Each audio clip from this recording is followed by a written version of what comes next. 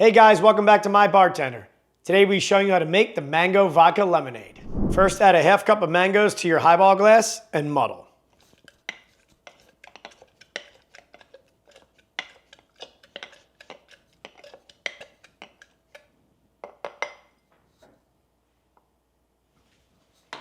Next, add ice to your highball glass. Next, add 1.5 ounces of your favorite vodka.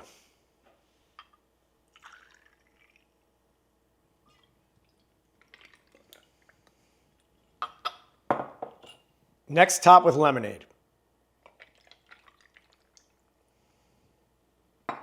Next, use your mixing glass to mix the ingredients.